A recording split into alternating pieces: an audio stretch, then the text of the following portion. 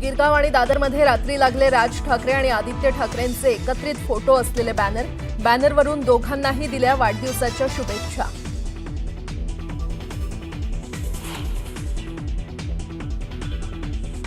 आगामी स्थानिक स्वराज्य संस्थांच्या निवडणुका भाजप आणि मित्रपक्ष महायुती म्हणून एकत्रितपणे लढणार, मुख्यमंत्री देवेंद्र फडणवीसांची घोषणा।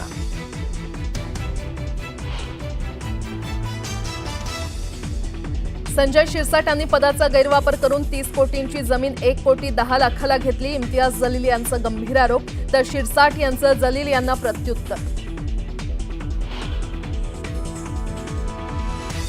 मराठा समाजाला हायकोर्टाचा मोठा दिलासा, आरक्षणाला स्थगिती न दिल्यानं गेल्या वर्षीप्रमाणेच शैक्षणिक प्रवेश सुरू राहणार, पुढील सुनावणी 18 आणि 19 जुलैला।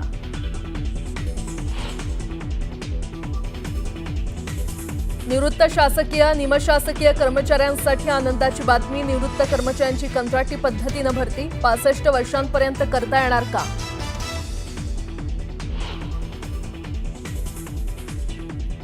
छत्रपती संभाजीनगरमध्ये सिद्धार्थ उद्यानाची भिंत कोसळून 2 महिलांचा जागीच मृत्यू, तर 5 जण जखमी, वादळामुळे भिंत कोसळल्याची चर्चा, तर शहरात झाड कोसळून 1 महिला जखमी झाल्याची माहिती।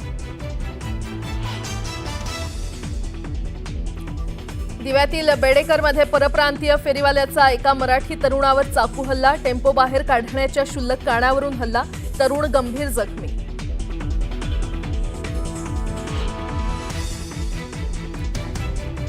मुंबईसह ठाणे आणि मध्य महाराष्ट्रात आज आणि उद्या पावसाचा येलो अलर्ट, विश्रांती घेतलेला पाऊस पुन्हा दाखल होणार असल्यानं शेतकऱ्यांना काहीसा दिलासा।